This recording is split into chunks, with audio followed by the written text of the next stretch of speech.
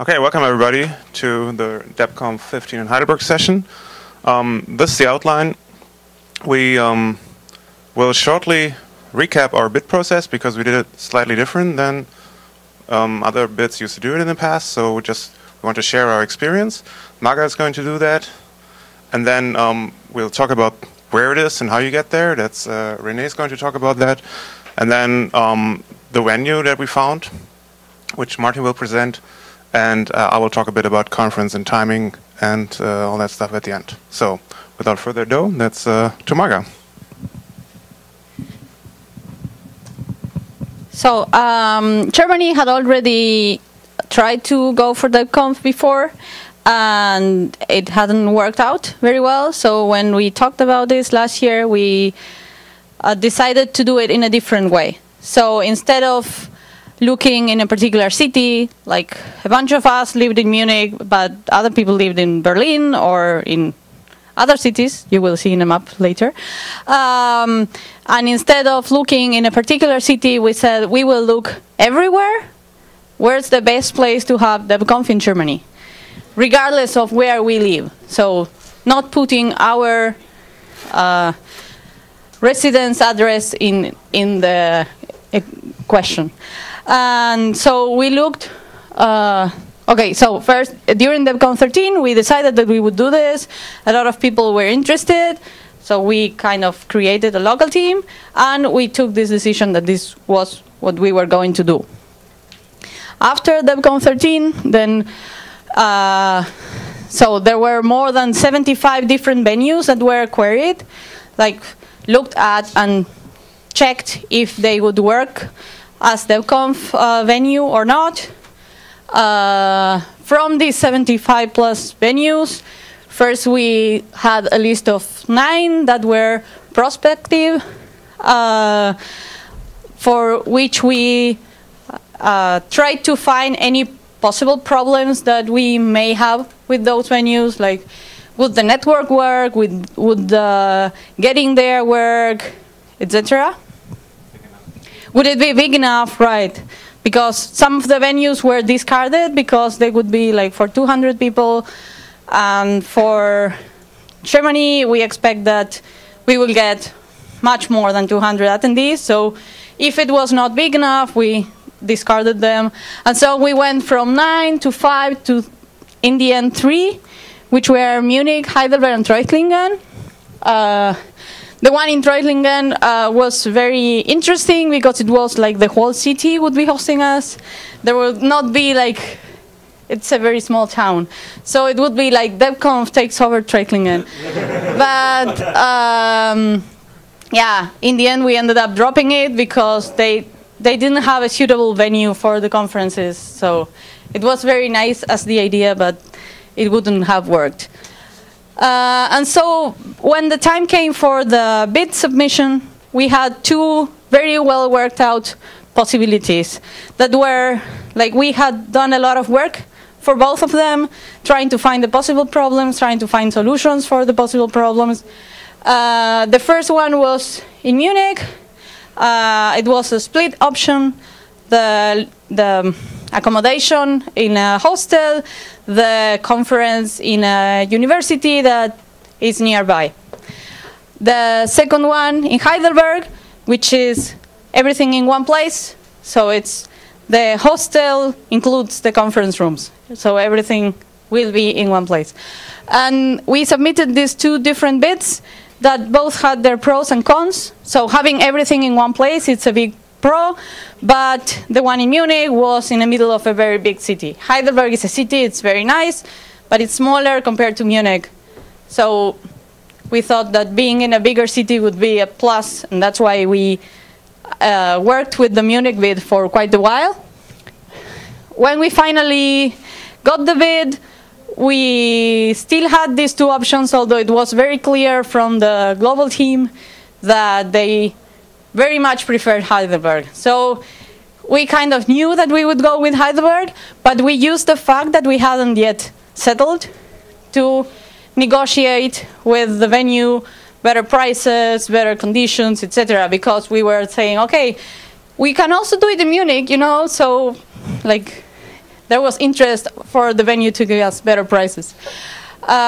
This was a bit, I'm telling you, as everything was great, but I know that it was a problem for the DebConf committee to make a decision because of this split option. So it also had its downsides.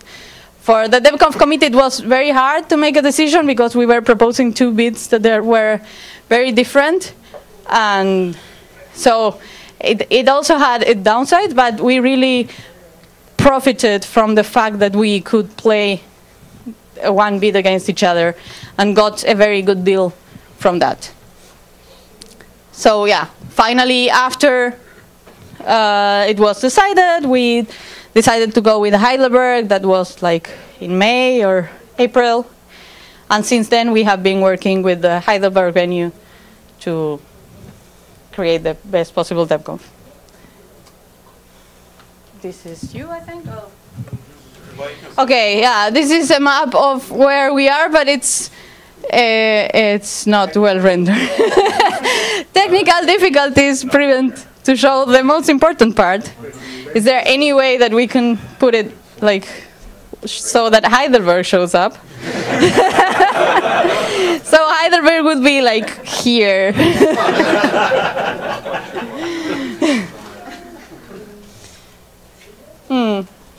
Okay. Just imagine. Heidelberg is here, Munich is here, we have a bunch of people here. So this is like where people are, and yeah, that's it. Okay. Well, okay. Well, let me take this over because this is still a local team. Just to give you an idea, I put down these numbers. So we had three main things. We had this DebConf15 meeting where we had around 18 people.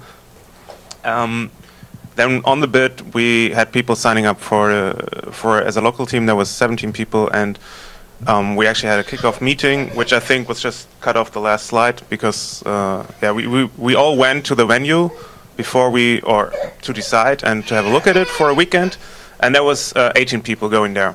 But actually, the union of all is 37 people, and 12 people were there 2 out of 3 times. So it's not the same people all the time, which is clear because there's 9 months in between. So some people came after, of course, they were not at DebConf13, and some people left or didn't make it to the kickoff meeting. So it's a bit unclear how many people there really are, but just so you get some numbers.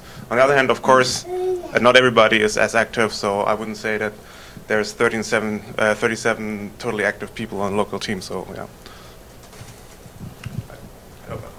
Yeah, well, you probably know where Germany is, but to reiterate, we are in the center of Germany, center of Europe, middle of Europe. This is Heidelberg actually,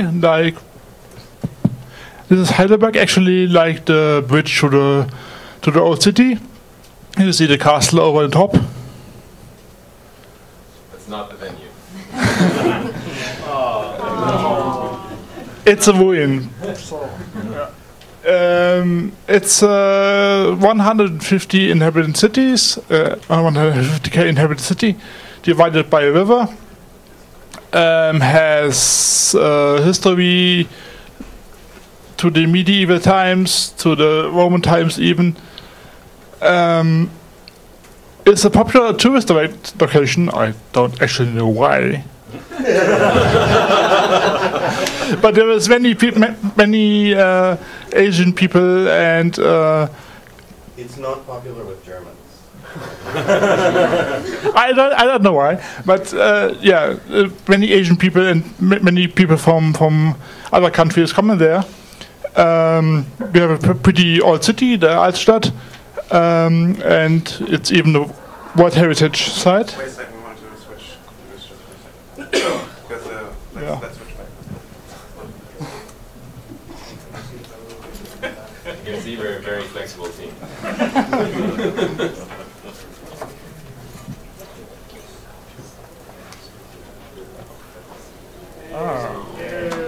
So this is an image I stole, so it's Creative Commons, from Wikipedia, from the city area view.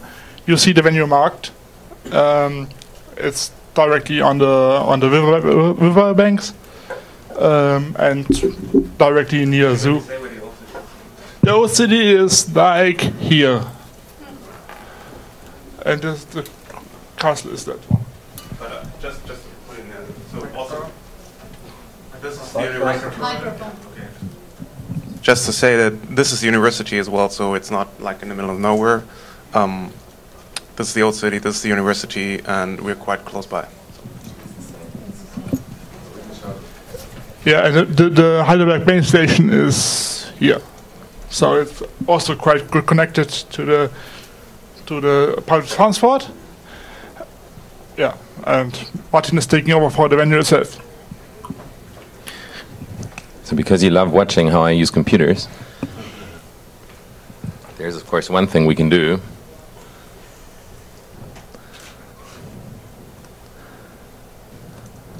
No, that was not. That was one of them.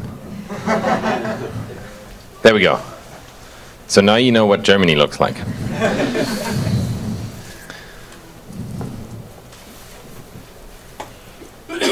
All right, so the venue we found in Heidelberg is a youth hostel. It's just a few kilometers out of the city center. I thought it was much less, but then when we actually walked to the city center for dinner, it took a lot longer than I expected. It's wedged sort of between the river, as you saw.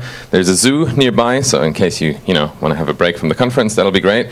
The university is nearby, so we're hoping to have some liaison with the university going on, maybe invite some people to the open day, and maybe there's some cool stuff happening at the university at the same time. And there's a bus stop right in front of the venue that'll take you to transportation sites and also to the center town, and we believe the bus goes until shortly after midnight or something like that. But one of the benefits of... Oh, there you go, look. Are you going to do this? You can do this. As we saw on the map, or the overview, it's right in the city center, so you need like 10 minutes with the bus from the main station. There's a bus stop on the venue, which also is taught on the last slide. The next airport is Frankfurt. If you go from international flights, from there you need 1 hour, 1 hour 30, depending on the connection. If you go from a regional airport, you can also go to Stuttgart or Karlsruhe Baden-Baden. This is FKB is Karlsruhe Baden-Baden, which is a bit longer because they are not very well connected to the rest of the high-speed trains. You need 1 hour 45 to 2 hours. Karlsruhe, not in the morning. You will be stuck in the morning or if you go from Switzerland or from France, you have the TGV going directly to Karlsruhe or Mannheim, and you can just switch. Same ICE from Basel, also the same, Karlsruhe and Mannheim. And from there you can just take a S-Bahn in 20 minutes. So it's easy reachable. What's parking like on site? What's parking like on site? We can put that on the venue anyway. Yeah, it's a city, so.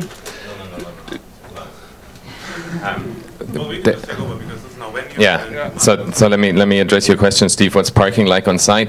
The university is nearby, and we're going to be off the term. So theoretically, you can park your car anywhere you want. The youth hostel also has, I believe, 27 spaces. During DebConf, those are available on a first-come, first-served basis, and during DebConf, they're ours. That's what I wanted to say. Sorry. Yeah. Okay. So we have again the technical problem, but Can you show the other image? yeah. Yes. Of course. So that you see a bit of the have a bit of an impression of the airport connections. This is Frankfurt, of course, which is the biggest hub in Germany. So anyone who comes from from intercontinental flight will go to Frankfurt. Stuttgart is over there, and the regional airport Karlsruhe Baden-Baden is like here. So yeah, you can also take Munich, but it will take a bit longer. Okay.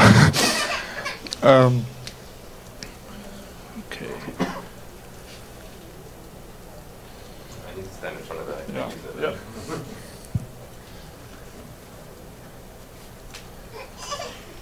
Okay. Now it's my turn. So apparently I get to do the venue, and this is a little bit of an improv. Let's look at pictures together, and I'm going to tell you something about it. So we have a couple of impressions here, just so that you get an idea. You can see that it's spacious. We're actually currently standing pretty much at the zoo, and we're looking at the venue. So what you see up here is a balcony similar to what we have over there, with a main talk room behind it. And from the balcony, you can actually see squirrels and all kinds of other animals that are in the zoo, and they are sometimes loud. It's a little bit outside the venue. You can see some seating spaces here. There's probably the I think the sports court that we may or may not be allowed to use yet. I don't know. It's over on that side. This is close by the front entrance. You can see that the venue is itself pretty modern. They pretty much redid it in 2006, I believe, and you can still feel that. I mean, it's a very nice venue. Some outside eating spaces close to the cafeteria, beer garden style. Here you have some of the imagery into the zoo from the balcony.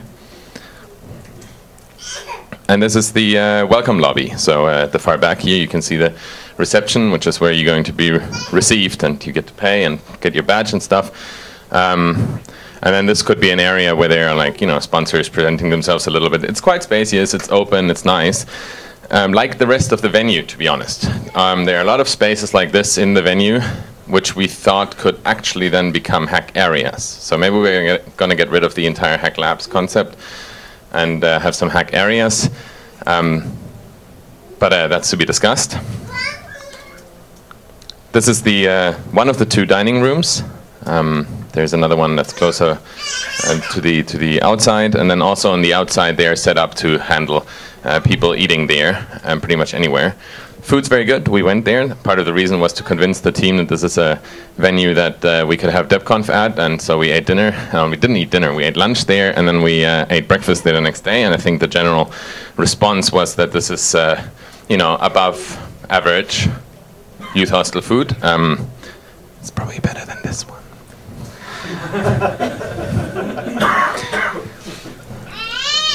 Here you go. Outside, this is sort of an inner courtroom inside the venue. So you courtyard. That's right.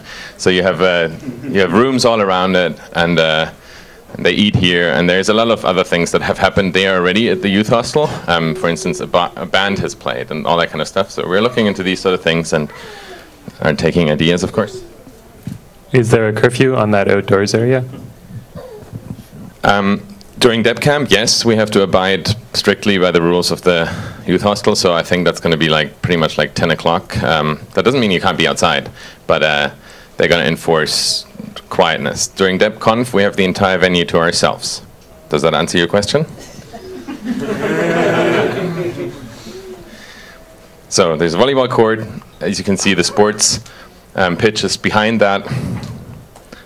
And this is one of the rooms. I don't know what kind of room this is. So the different rooms that they have available. Is this the last one? Yeah. Different rooms that they have available are 2, 3, 4, and 6 bedrooms. Each of the rooms has their own bathroom. So there's no. It's actually quite high standard. And we have plenty of space, for instance, to accommodate for families and to accommodate for special needs. It's fully accessible. I think there are 6 rooms that are completely wheelchair accessible, and also for people with other disabilities, easy to reach because they're very close to where everything is happening. So I'm gonna just quickly go through these facts, and then in case you have any questions about the venue, I guess we get to that later. Michael already said that. We don't have to go to a night hack lab or walk to and from food. It's all going to be in one space, which is going to make it much more intense than this week has already been. Exclusive access, I said that. This means a lot to us, so we prioritized this. We actually ended up paying a little bit more money than we had to, but now we're going to be just us. Or at least we get to decide who's in. There are about 450 beds, 430, we'll say 400 for now, in 2 to 6 bedrooms. We have a number of different rooms, 3 main talk rooms with the sizes 250, 120, and 40. Although 40 could also be a buff room. And then we have 8 rooms for 10 to 20 people. So we would like to provide you with a lot of space to do ad hoc type things, in addition to hack areas outside and in the common spaces of the venue in general. Internet. I'm not allowed to say we don't have internet there. We are currently setting it up. So we will have a 1 gigabit fiber link that goes via the zoo to the university. It's one of the coolest zoos, seriously. The guy, the IT technician of the zoo was hired like 10 years ago, and he convinced the CEO of the zoo to like put fiber throughout the entire zoo, just in case you want to have an information board. You need fiber for that, everywhere, right? So this is the most modern zoo of the world, and we're 25 meters from it. Food arrangements during DebConf, again, we can pretty much set the times ourselves within certain limits. Also, the venue can cater for all dietary restrictions except for people who are eating strictly kosher. But we have never had a request for that, as far as I know. Yes, we have. We have? Mm-hmm. Okay. As far as I know. I'm glad I said that.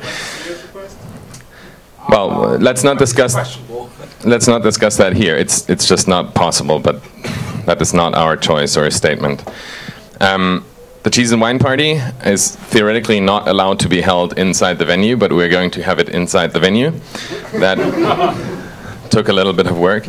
But it'll be great because they'll provide us with cutlery and glasses and everything, and they'll clean up after us. So we're thinking about upping the level of childcare that we offer. Seeing many kids here, I would love to see many more next year, and we realize that we have some work to do on that. If you're interested, that's one of the ways you can join. Yeah, we have to do some work on that.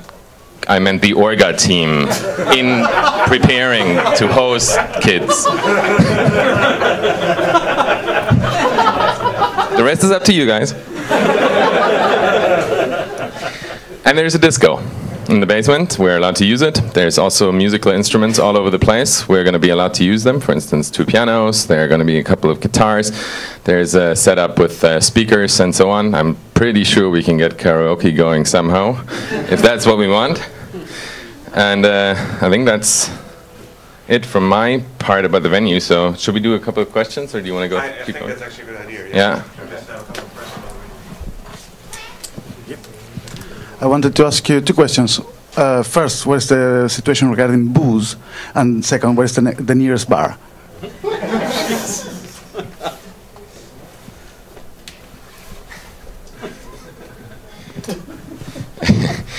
I can see over the years in DebConf Orga, the priorities of things are shifting. Where's the booze? Where's the bar? All right, so it is true that the cheese and wine party was very problematic to get going because they do not allow you to bring booze into the venue. As a matter of fact, they don't really allow you to bring food and drinks and all that kind of stuff. However, I already told them that there are going to be people who have their own desires, and mate and all that kind of stuff needs to be able to go in, and so they're like, yeah, we'll just look up or somewhere else. There will be a bar, pretty similar, I'd say, to install to DC13. It's going to be right at the entrance in that hall that you saw in the picture, and they are going to be serving snacks that are also more substantial, like for instance packaged sandwiches in case you're very hungry in midnight, a range of local beers and wines, and I suppose pretty much anything else we ask them to. They will not serve to intoxicated persons and so on and so forth. So pretty much standard rules, and I'm sure we're going to be able to deal with that just fine. The next bar would probably be in town, So you'd have to take a bus, or you'd have to walk, which is doable, and it's actually a nice walk along the river. Just before I take your question, I wanted to say one thing which I forgot. I have to say we were very lucky with this venue, and they're really cool. So. A bit of related question. If we get sick of the food in the cafeteria and want to go to another restaurant, are there any immediately around, or do we have to take the trip to the city? And how, in general, is the dietary situation at the other restaurants? Yeah, well, you know, you're not going to find fantastic choice of vegan restaurants with really, really good food like you do here in Heidelberg, I'm afraid. I'm pretty sure you can find pretty much anything for any dietary requirements. It might just not be as easy as it is here, ubiquitous as it is here. So yes, I was going to get to them. So this is in town, which is 2.5 kilometers. About 45 minutes is what we walked, right? Thereabouts. There are a couple of sports places nearby. Now, I'm not talking about sports bars like you would see here, but like, you know, in Germany, every single sports club also has a bar and a restaurant. Sometimes they're going to be like simple pizzerias, which is good food. I think there's a Greek restaurant nearby. There's actually a sort of like beach club, which probably offers some stuff within walking distance. So there are few choices, unless you want to walk all the way into town. Our idea was to provide high quality food that changes every day and doesn't get you sick, both ways. You know, like you won't. So that you don't actually have to flee. That's our goal, and we're going to keep doing that. Just a testimonial that last year at DebConf15, you know, the bar and food on site were both good enough that people who attended were mostly happy with what was available on site. So that's evidence that it can be done well in a way that DebConf is happy with.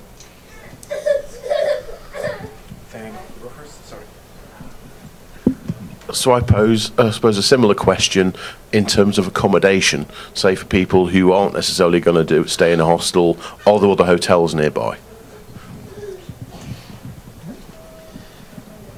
In preparing this conference in an all-in-one venue, we did consider this from the very start, and we believe that pretty much anyone who would want to stay at a hotel is going to be okay as well at the youth hostel. It is high standard for a youth hostel. However, I know that this is not a satisfactory answer to everyone. There is a Marriott hotel, and it's about 1.5 kilometers. That's the closest. With a car, it's no problem. 1.5 kilometers walkable. Yeah. If you have a car on site anyway, then it's probably not going to be a problem because they offer parking. And there's one hotel that's also reachable. I think it's the Marriott, even by bus. So, I mean, it's doable, but so far, we haven't allocated any resources to making special arrangements with those hotels simply because we believe that you're going to be fine at the venue, and we hope that you will actually come and stay at the venue. Yeah, right. So the Marriott is on the other side of the river, so it's not totally clear which bridge you have to take and how long it takes, but yeah, 10 minutes. And it's a 10-minute bus ride to the city center and the main station. There's lots of hotels there, except you're not at DebConf then. So if you really want to be in a hotel, you can do that. We don't actually suggest that, but it's certainly doable. There's Heidelberg has 3 million visitors each year, so there's a lot of hotels. I think Matt was first. I'm wondering if any of the different size rooms have refrigerators or kitchens, and also grocery store nearby, because that would be one way of dealing with dietary requirements as well.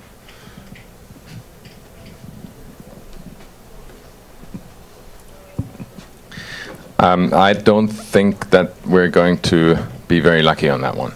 There are very strict rules as to who can bring the food into a youth hostel in Germany, and they have to abide by that, so I don't think that they provide cooking facilities. The nearest grocery store is about 2 kilometers. By bus, you can reach that as well. On the other hand, they are very relaxed and very cool people.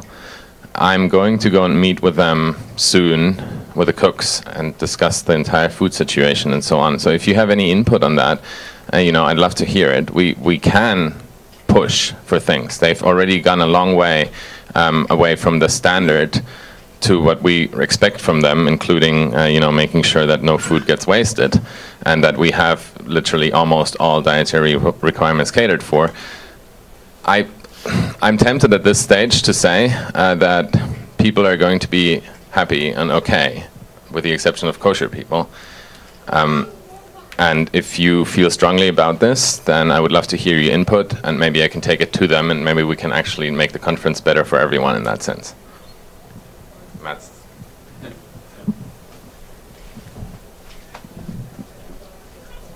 Some previous DebConfs have had one refrigerator for the whole DebConf that people could put things in, including cheese for the wine and cheese, and that was sufficient to solve the problem.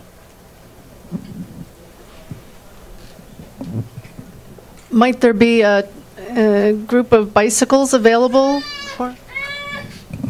Well, we're looking into that. I think it's useful. It's on the list. I'm not sure the youth hostel has any of them, but we will try to provide something. Yeah. The youth hostel has about 30 bikes that they rent out on a daily basis, and there are other ways to get bikes too. So there'll be bikes.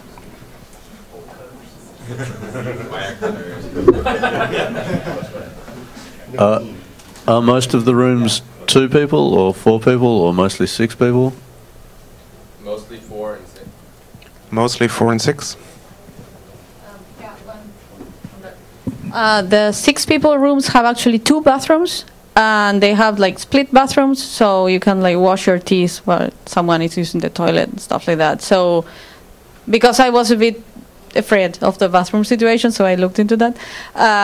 So it's still usable, even the 6 people room. Any more questions about venue or location? This place seems really cool. Thank you for finding it.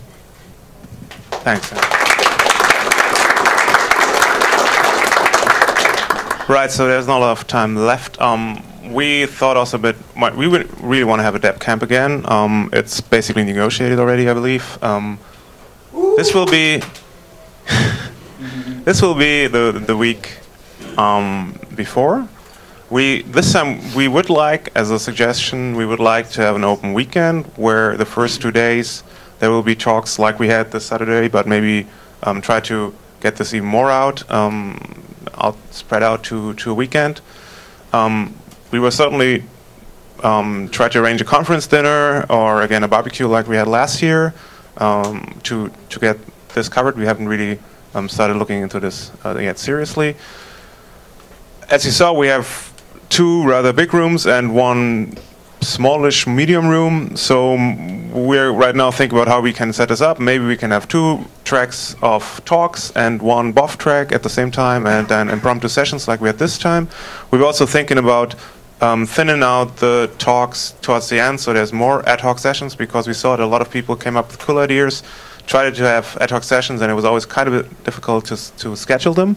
But in general, yeah, I think otherwise the whole thing seems to have worked out really well now, and we don't want to change so much compared to this year. Yes? It would be really cool if you guys had any input from how it worked this year with relation to how it worked in the previous years, and you just sent that to us. We're not going to guarantee anything, but... Just a small thing regarding Deb camp. I think I heard that it's going to clash with the CCC camp, and probably many people will be interested in both. Right, so we have a slide on timing right after this, so I will just discuss this. It's okay.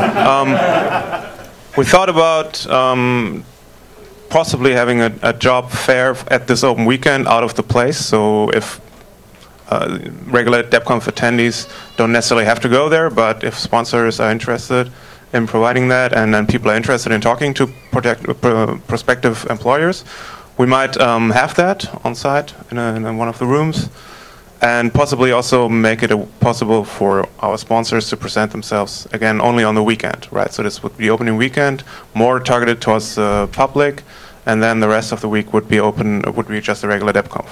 The other thing we thought about is might having a kind of a poster session where teams just present what they're working on, and everybody can walk around and talk to them. So right now we have all these like bits from and everybody has to go there, and then we can just have a walk around as there are in some conferences. We're looking into this. We will see how it works. Music and everything. We talked about Heidelberg Corner. Let's just skip this. The timing, right? So these are the dates. DebConf will be August 15 to 22. This is now official. From Saturday to Saturday. DebCamp will be until Friday and probably start on the earlier Saturday. So it's useful to arrive on Friday evening or Saturday morning if you can. There are adjacent free software events who are still to be confirmed. This is what Tincho said. So there's the CCC camp. Our current information is that it will be one like the weekend before and until Wednesday. So it would be super cool. People might miss a bit of DebCamp, but could go to the CCC camp, which is near Berlin, and then move over to DebConf. If that works out, that would be great. Even more so for international people. We are talking to them. That was the last information. We hope that they will not schedule it on the open weekend. We'll see. There's going to be FrostCon near Cologne. I believe that will be probably afterwards. I believe it will be one weekend later. So if people stick around, it's also a very cool conference. And of course, there's also the Debian UK barbecue, probably also one weekend later, right? So we try to not clash with that either. So we would like also, again, when we tried it this year, to maybe make it even more official, to say, please come up with sprints during DebCamp, so to have some concentrated work time. And in general, we would like to open the call for papers in January and try to get a preliminary schedule open up early, and also the registration so people can book flights early. We will see how that works out, but that's the general idea right now, so to get things early. But of course, we also thought about, we already have it on the plan to have late submissions for talks and not book everything up early, so people can come up with cool ideas later on. So generally, that's it. We would like to have more input from locals, because nobody from us is right now in Heidelberg. It's not so far away for us. It's not Cape Town, but we already talked to a couple of people from Heidelberg, and there are some volunteers, but we could still use more. We could use more people from university, especially because Heidelberg University is quite a big one. And if there could be some cooperation, that would be great.